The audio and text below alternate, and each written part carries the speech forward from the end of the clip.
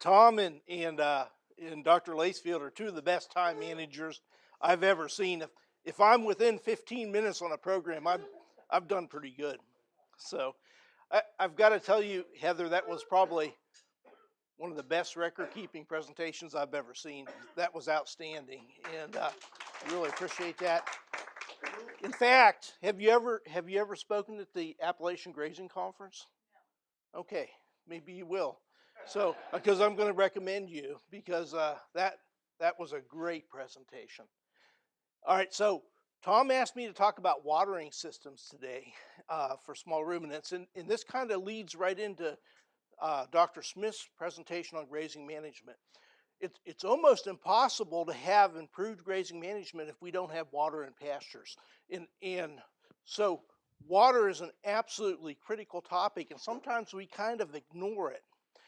So we're going to talk about watering systems. There's a lot more to watering systems than we can talk about in 40 minutes. But I'll give you some ideas, and then I'm going to point you to some resources that you can use to help you develop watering systems on your own particular farm. My contact information is right here. It's my email and my direct phone number to my office in Princeton, Kentucky. You're always welcome to call me. We always encourage you to go through your extension agent, though. So if you've got a good extension agent, we encourage you to work through them. If you have questions today as we go along, go ahead and talk, and we'll have some interactive time too as we go through the presentation. Water quality is always an issue, and it's an issue from two points of view. It's an issue for the animal. You want to have a high quality water source that's not contaminated for the animal. This is not the ideal situation when you have livestock in their water. They're urinating and defecating, and it can cause all kinds of problems for the animal and for the environment. Increased nitrate levels in water, we can have disease spread with the water. It can be a source of parasites. They have hoof problems if they're always standing around in mud and water.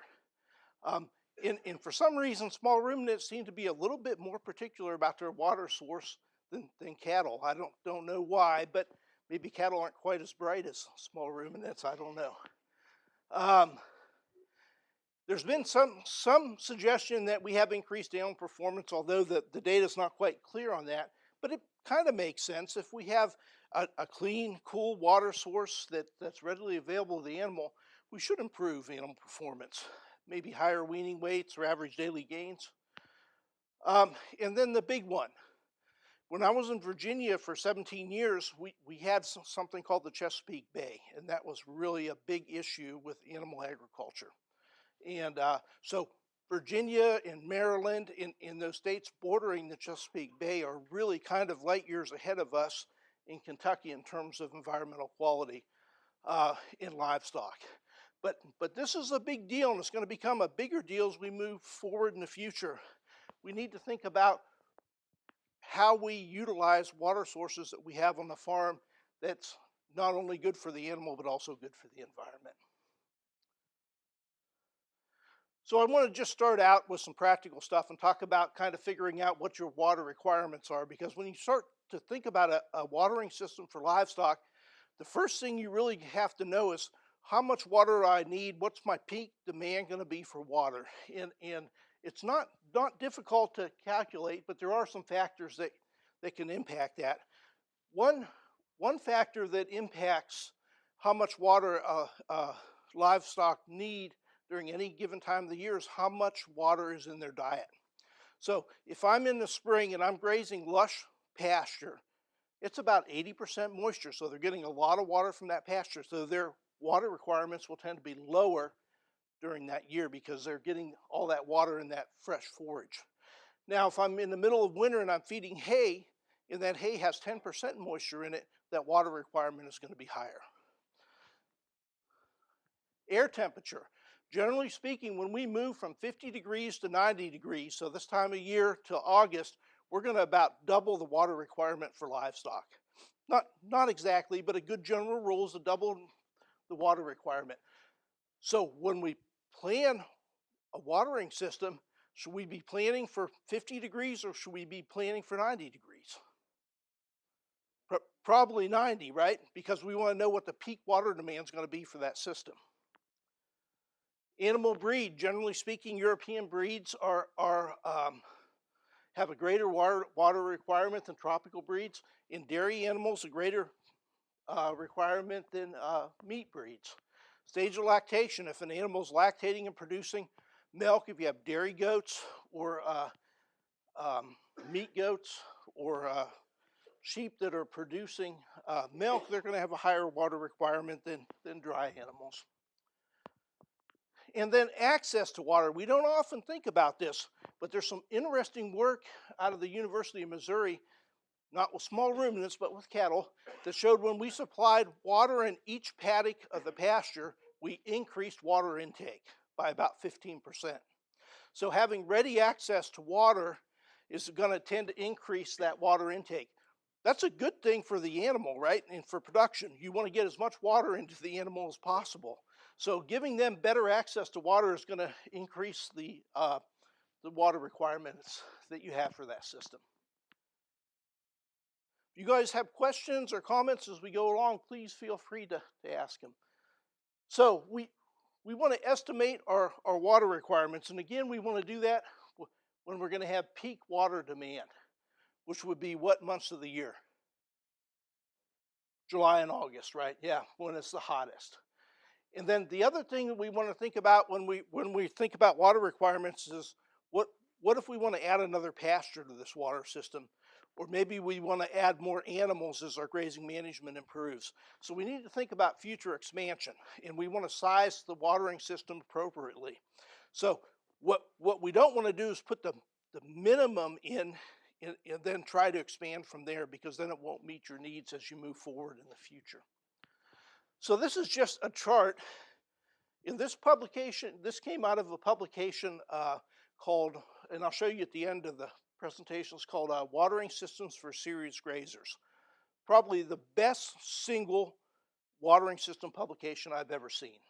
And this was published by the NRCS in Missouri. And this is just a chart, but what I want to show you is we have water needed at 50 degrees and 90 degrees, and it approximately doubles when we move from 50 degrees to 90 degrees. If we look at sheep and goats, they estimate 2 to 3 gallons per day at 50 degrees and 3 to 4 gallons at 90 degrees.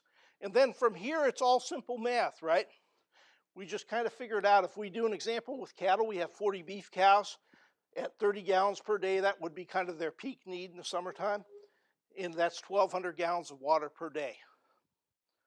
If we do an example with 50 ewes, we've got 4 gallons per day. That's going to be peak demand in the summer months. Times 50 is about 200 gallons per day. Big difference between cattle and ewes in terms of the gallons of water per day. So you can do this for your operation and kind of get a feel for how much water you're going to need to supply to those animals per day. I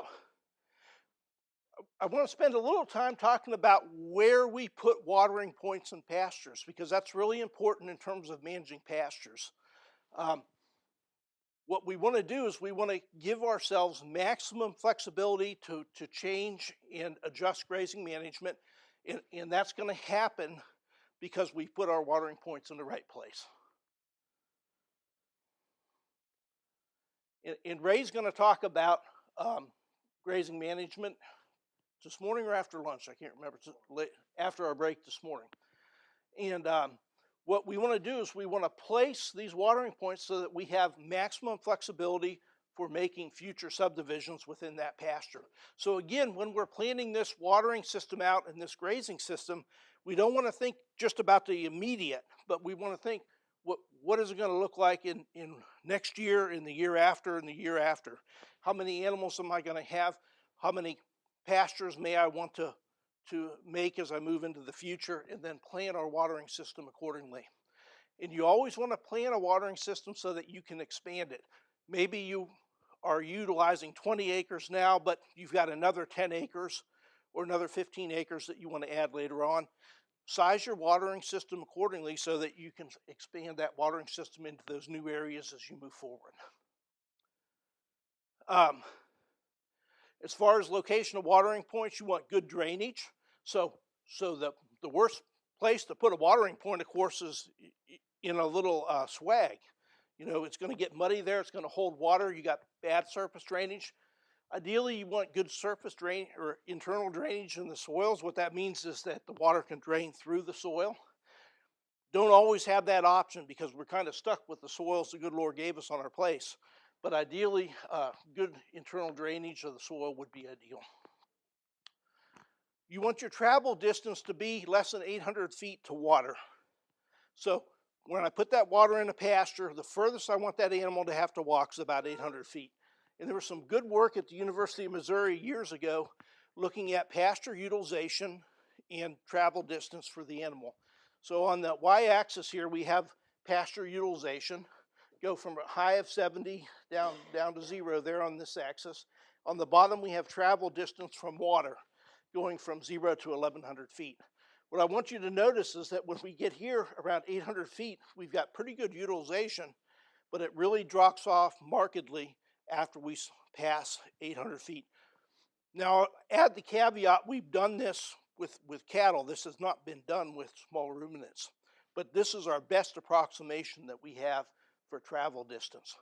So that kind of the general rule that we have is we want to be within 800 feet of that watering point in the pasture. When we get further out, we tend to decrease pasture utilization. So we've got this example here, and we've got this nice pasture that's a rectangle. Does anybody have a rectangular pasture? No, nobody does, right? But I'm going to use rectangles for my example today, okay? So I realize we don't live in a perfect world. So the ideal location is to locate a water in the center of each subdivision within that pasture. That's the ideal location. We'll talk about ideal, then we'll talk about reality, right? And so I take this large pasture I had, and I make 4 paddocks in it, and I can put a water in the center of each paddock. This is ideal. Why is this ideal? A lot of times we'll share a paddock on fences, and a water on fences, and I'll show you that example in a minute. But this is really ideal because we can take that water and very easily subdivide that pasture into 4 more pieces if we want to in the future. Okay? And we always want this distance from the water to the furthest point in that pasture to be less than 800 feet.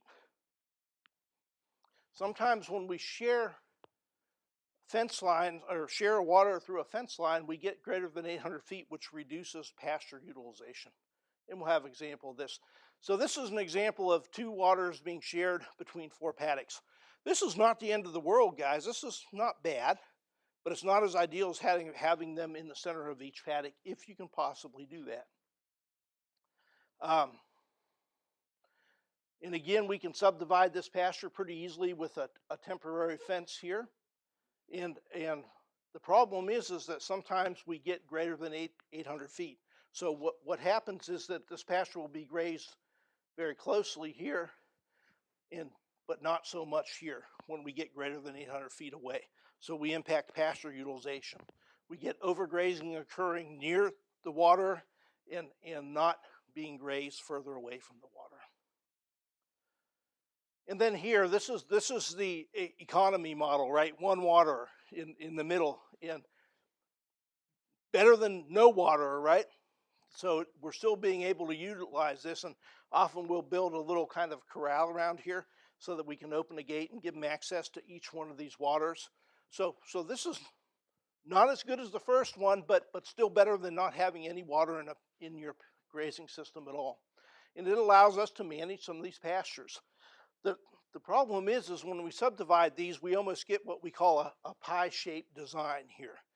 And this is not the ideal shape for a pasture. A pasture would be a square, would be the ideal shape. When we have a pie-shaped design or a wagon wheel design that kind of rotates around this water, we tend to get very high utilization of forages here, and then we get further out, it's much greater than 800 feet in many cases, and we get poor utilization of a lot of our pasture area. So remember, within 800 feet in squares, if you can keep your pasture squares, ideal. Is this the end of the world? No, this may be reality on many farms. But but it's important to realize it's not ideal. All right, so we talked about water requirements. We talked a little bit about placing watering points and pastures. And now I want to talk a little bit about inventorying water resources on your farm and give you some ideas for different sources that we may be able to develop into watering systems. So when you do this, all this inventory is simply sitting down and making a list of what water resources you have on your farm. And not just the water resource, but also kind of thinking about how reliable that water resource is going to be. And also the quality of the water coming out of that particular water resource. And we'll talk about some different options as we go through the next few slides. And then we'll look at evaluating the location on the farm. So you may have a water resource, but if it's a half mile from your pastures, it's not a great water resource because it's too far to get that water from that source to the actual watering points in your pastures. And then how much does it cost to develop that resource? So we may have a spring or a pond site that we could develop into a water resource, but is it going to be economically feasible?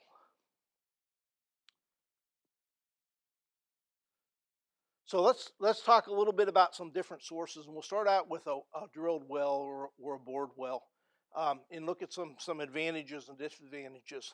And wells can provide high quality and plentiful water sources, but they're not feasible in all parts of the state. There's a reason that we have a lot of rural water districts in Kentucky is because it's not easy to drill a well, and so you have to take that into account where you're at. There's significant upfront costs with the well, so if we're boring that well and we're dropping a pump down there and we're developing that well, there's going to be a significant upfront cost, but there'll be minimal monthly cost as compared to, say, using a rural water district water. Consider abandoned wells. A lot of times if we buy an older farm, there'll be some wells that were on the old farmstead that have been kind of abandoned. They may not be great for potable water for a household, but they may be sufficient for livestock watering. And sometimes it's as easy as getting a plumber out there to check that well and drop a pump down there and start to utilize that water out of that well. That could be a very cost-effective alternative. Always have to consider access to electricity when you're thinking about a well, whether it's abandoned or you're drilling a new well.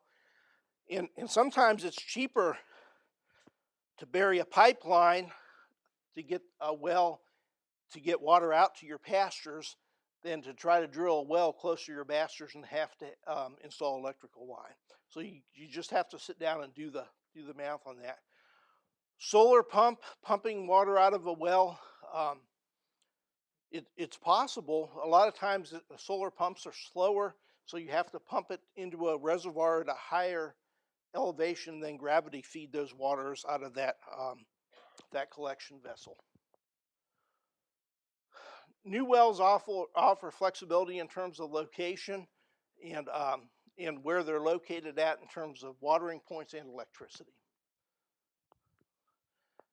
One thing that I don't like to see people do is to use household wells for livestock. That's just kind of a recipe for disaster when we get into a dry summer. We can really draw that water level down in those wells and not have enough water for those households.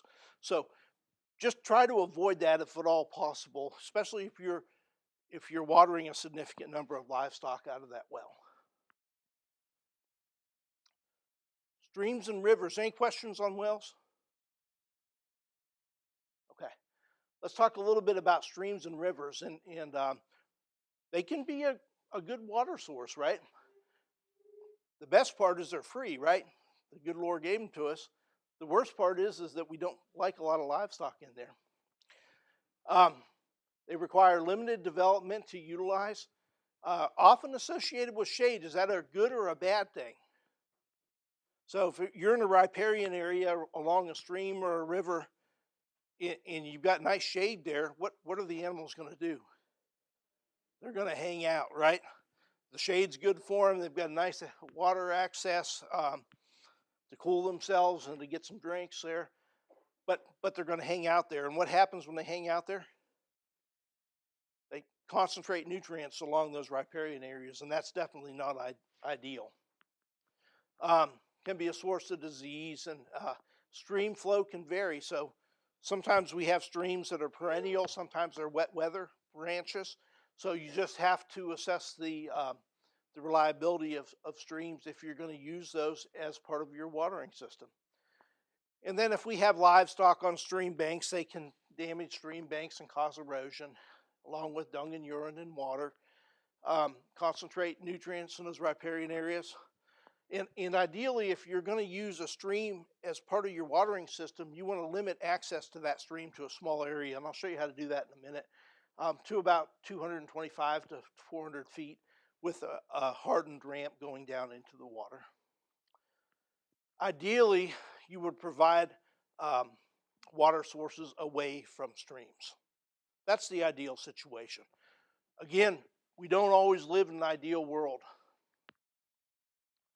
So here's an example of a pasture, and again, it's one of my pastures, nice and rectangular, but it's got a stream going through it. And the question is just how do we manage that stream?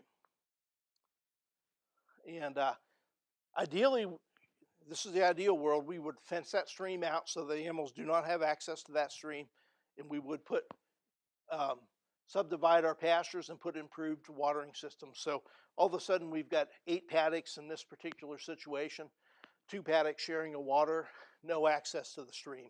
This is ideal. We keep the animals out of the stream. We give them a good clean water source in the pasture, probably a pressurized system from a well or from a rural water district. But there's a cost associated with this, right? So none of this is free. Water development's pretty expensive.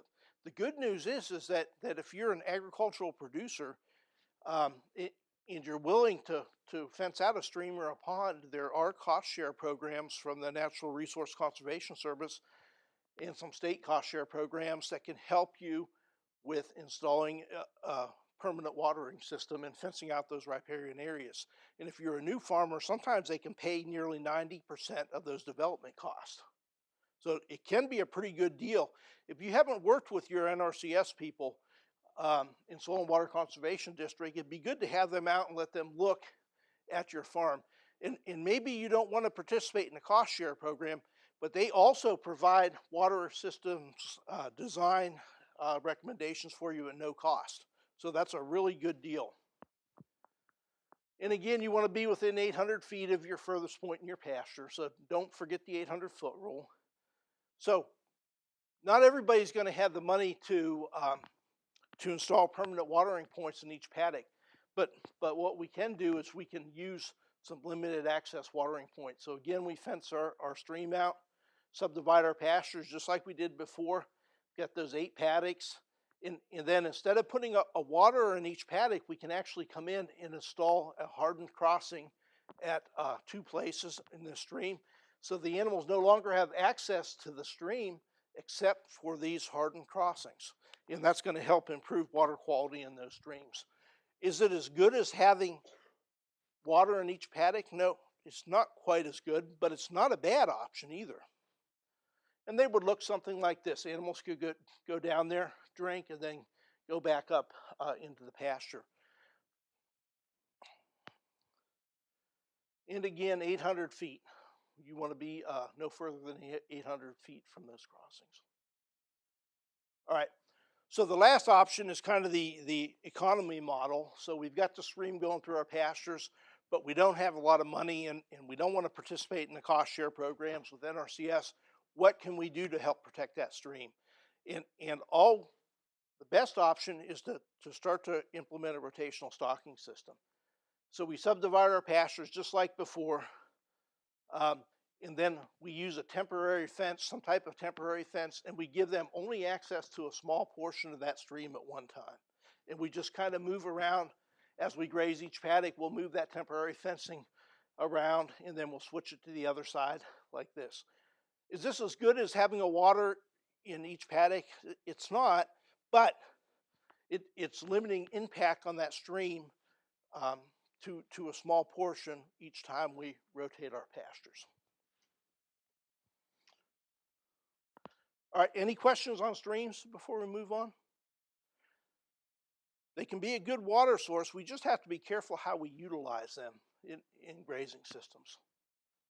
And in some cases, it just may not be economical. If we have a bunch of small streams in our pastures, it just may not be economical to fence them out.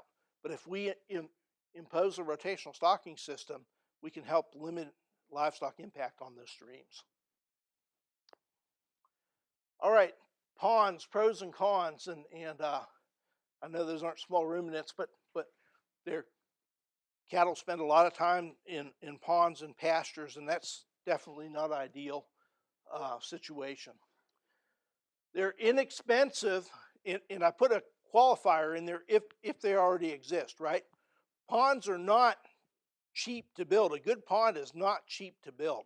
But if you already have one, it may be a resource that you can develop as part of your watering system. Always have issues with ponds, especially if they have unlimited access to that pond. It gets muddy. When it's cold, animals slip into the pond, and you can lose lambs and calves in those ponds.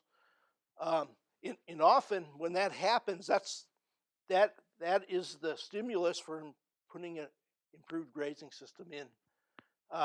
If their animals are already standing around in wet conditions, can cause foot and disease problems. Livestock can damage the banks of ponds, and they tend to be expensive to build if you have to build them from scratch, and they're not always suited for all areas of the state. So depending on your soils, it may be hard to get a pond to seal up and hold water. If you're dead set on producing a pond, making a pond, get some help from the NRCS and work with somebody that knows about pond construction. You don't want to do this on your own. You want to make sure that if you go to the expense and time of building a pond, you want it to hold water. Generally speaking, NRCS does not cost share pond construction. So ideally, what we want to do is fence ponds out so that livestock don't have access to them, and install gravity waters below that pond bank. And that's a good option if we can do that, so that the animals can still utilize water from those, but not necessarily have free access to the actual pond. And if we are going to use those ponds for livestock watering and let livestock have access, we need to limit that access with hardened access points. So here's just an example. I've got this field. I've divided up into 4 pieces, and I want to limit access to this pond. So what I do is I made an alley here, so animals have access into this alley to one hardened watering point on that pond. So instead of loitering around all the pond, they have a good access point that's fairly clean and hardened, that they can get water out of that pond, and they're not degrading the banks of that pond. The ideal situation, again, would be to put a water source in each paddock. And I want to point out that whenever we fence out a stream or a pond, it's very important to always leave gaps in that pond or stream fence. And the reason why is that it can serve as an emergency backup. If we get into a situation where we had a power outage for 21 days, or we lose rural water service, we've got to have a place to go with those animals to water, and leaving access to ponds and streams is an important part of a watering system. We want to build redundancy into that watering system if we possibly can. So this is just a hardened ramp coming down into this pond, where livestock can get water out of this pond but not have access to the banks of the pond. NRCS has some real good designs for these hardened ramps, and they have specifications that tell you what the slope should be and what kind of surface to use, and to use geotextile and fencing. How to fence out an area like this. They use cattle panels, but there's other alternatives too that you can use for fencing. Second to last water source I want to talk about is springs and seeps, and that's A spring and a seep is just kind of where that water comes to the surface, and we commonly have those in there. And generally speaking, the water quality is pretty good. Where they kind of fall short sometimes is the quantity of water that you can get out of a spring or a seep. It's really good right now this time of year, right, when we had 6 inches of rain, but it may not be so good in the summertime. So when we evaluate whether we want to develop a spring or a seep for livestock water, we really need to be looking at it not now, but in August during a dry period. And if it's still running, then we can have a pretty good faith in that it's going to be a reliable water source. Generally speaking, we don't like to see livestock have direct access to springs and seeps, so if we're going to use them as part of a watering system, we want to develop those springs. And we need to collect that water and then either pipe it somewhere or put a water below that spring so that the animals don't have access to that spring. The problem is most springs and seeps are located at a lower elevation. So if you're at the bottom of the hill and you're collecting that water, it's hard to make that water go back up the hill, right? So if you're going to develop that spring, somehow you've got to get that water back up the hill, and maybe a solar pump or some kind of a pump where we can pump it to the top of the hill and store it in a reservoir there to gravity feed back down that hill would be in order. And this is just a photograph of a spring box, and they're just collecting that water, and from this spring box we could run a pipe out to a water that's down below it, getting the animals away from that spring and fence that spring out. Or we could put a electrical pump in it if we had access to electricity, and we could feed that water into a pressurized watering system that would have waters within that system, watering points within our pastures. Or we could pump that water back up with a solar pump to the top of the hill and let it gravity feed back down to a reservoir on top of the hill and let it gravity feed back down. There's lots of different ways to develop watering systems. And a lot of it's going to depend on the type of resources that you have on your particular farm. How am I doing on time? 10 minutes, perfect. Okay, just mentioned rural water districts, and they're a great source of water. We have them in many counties in Kentucky. High quality and reliable water sources. They're convenient, minimum maintenance. There is a cost to hook up to the water source. In one thing that people don't think about often, but we have to have a backflow preventer on these water sources.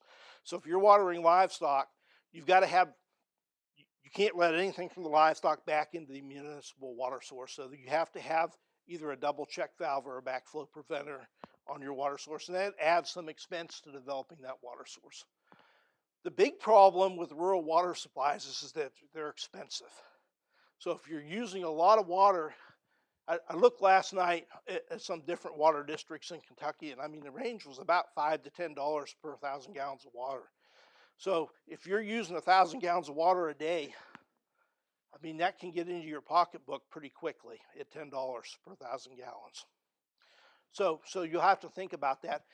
I think the most applicable place for rural water districts is using them as a backup. So if you develop that water source, make that initial investment in that hookup, and then you have another water source on your farm, say it's a spring that you developed or a old well or something, and it goes dry during a hot summer with limited rainfall, then you're ready to use that as an emergency backup. And that's a good way to build some redundancy into your system. All you have to do is turn a valve on, and you're hooked into the watering system and ready to go. Don't undersize your pipe. When you think about laying out a watering system, it's important to size for future expansion. You don't want to size just for that immediate need, but for future expansion. And never use less than an inch, but it's always better if we can get up into this 1.5 to 2 inch range. We just get a lot more flow through that pipe. You know, logically, you would think if you went from 1 inch pipe to 2 inch pipe that you would get twice as much water through it, right? But that's not true. You get about 4 times as much water through it.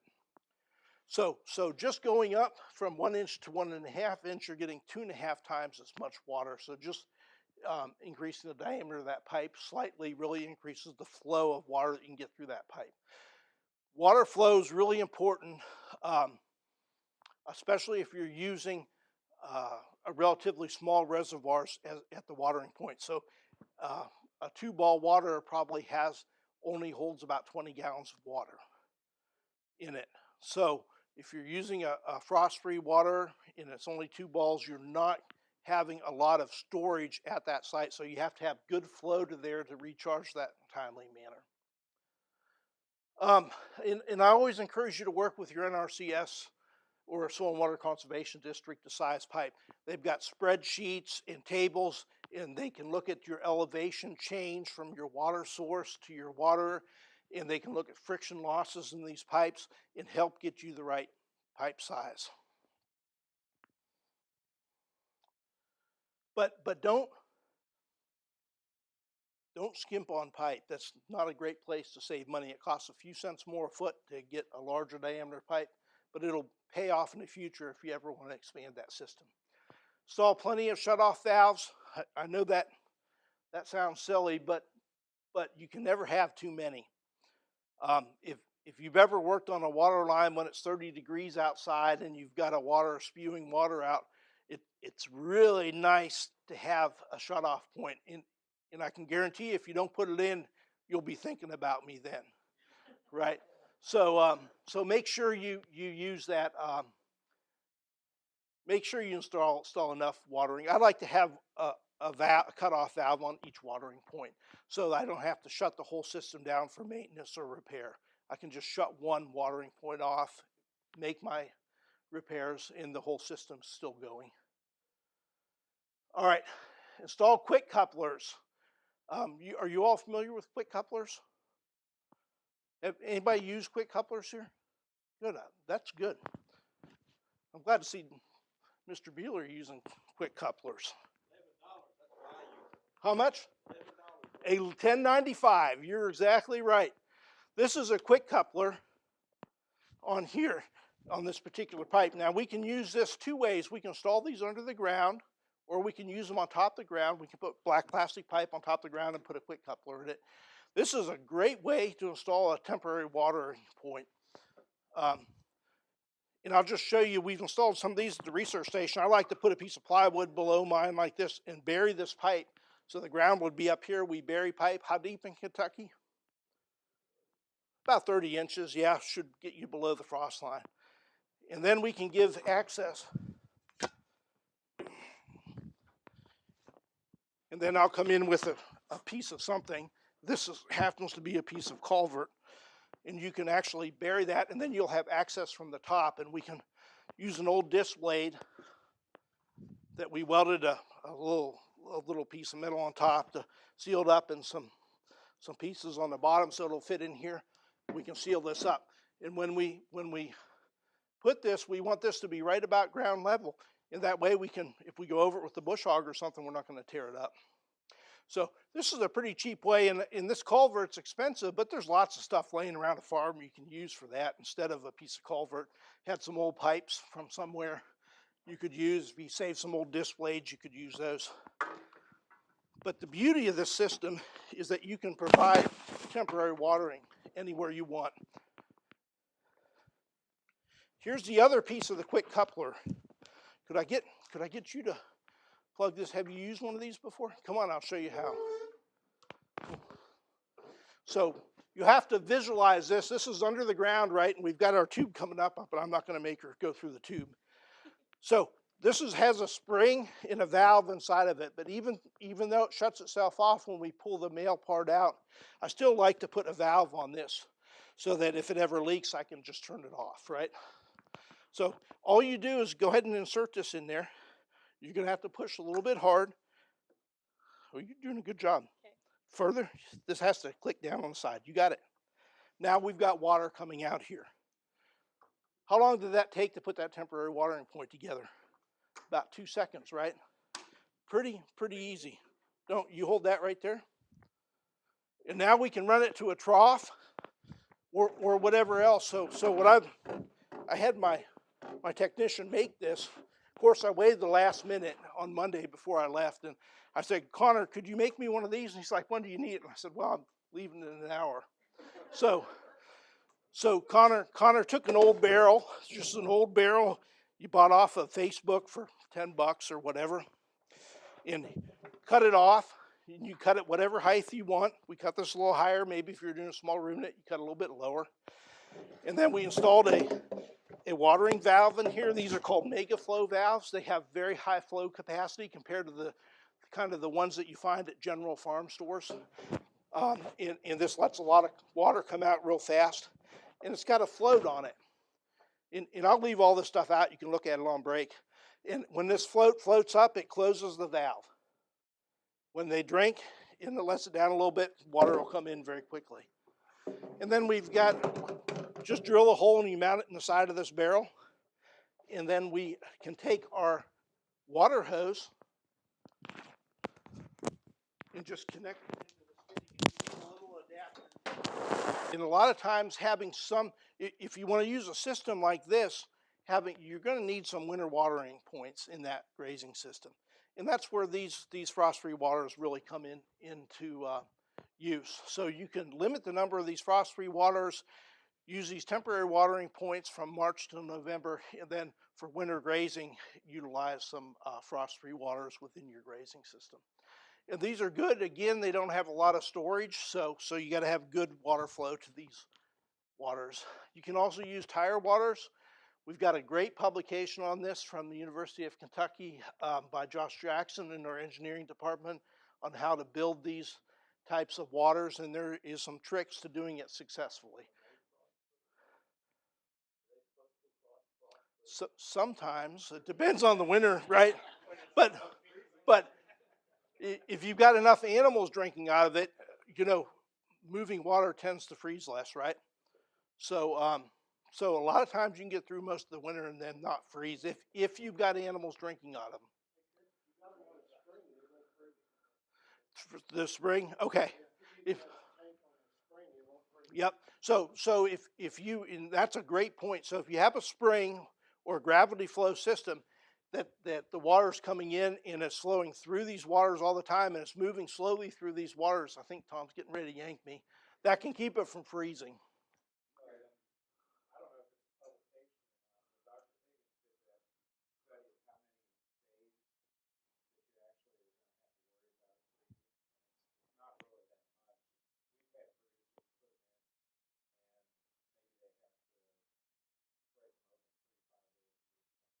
Yeah. So that can be a good option. All right, and I'll just finish up with this slide, Tom, I promise. And this is just help with watering systems. And you got the NRCS. And the nice thing about the NRCS is even if you don't use their financial assistance programs, they'll come out and provide you technical assistance for no cost. And that's really a valuable service provided by them. Soil and water conservation districts work hand in hand with the NRCS and will also provide technical assistance. And also have more clear knowledge of state cost share programs that you can use like CAPE for improved watering systems. And then the county educational investment program can give you cost share money, and it's administrated at the county level. And I'd like to recognize the Kentucky Master Grazer program. They have some good information on water sources on our Kentucky Grazer website, and the Kentucky Ag Development Fund for funding some of the Master Grazer program. And then I'll just end with this slide. I know I said I was going to end with the last one, but I'm serious this time. Watering systems for serious grazers. If you're going to develop a watering system, download this publication, and this is probably the single best publication I've ever seen. Kelly.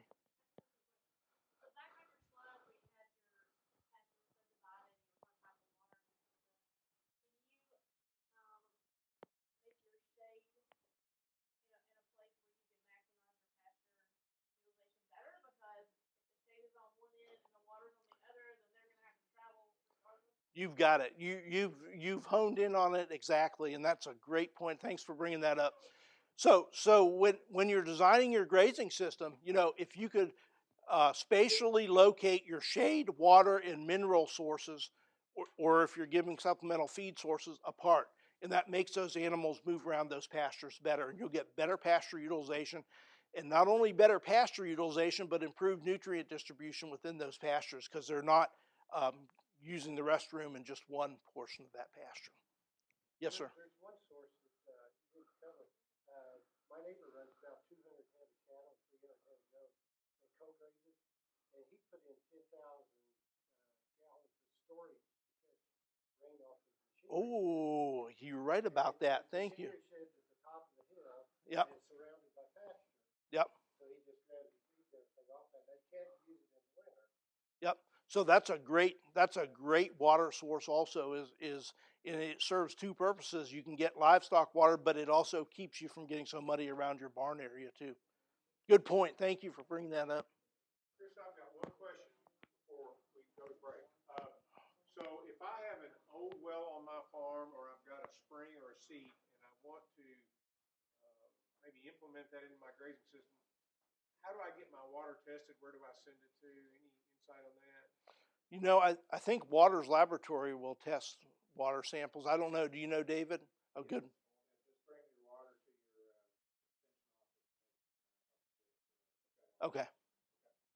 Good. Bring it to your county extension office. Yep. Let's give Chris a round of applause. All right. We'll leave these set up here if you all want to take a look at them.